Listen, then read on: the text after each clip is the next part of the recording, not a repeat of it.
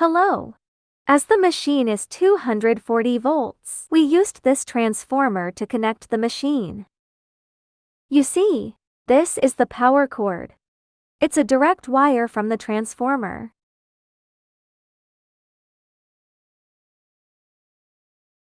As for air hose, this machine has to be hooked up to an air pump. Our hose connected from here. Here is a jointer. The machine is now properly energized.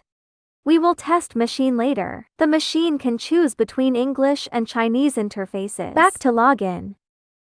It's Spanish, English and Chinese. Let's try it in Chinese.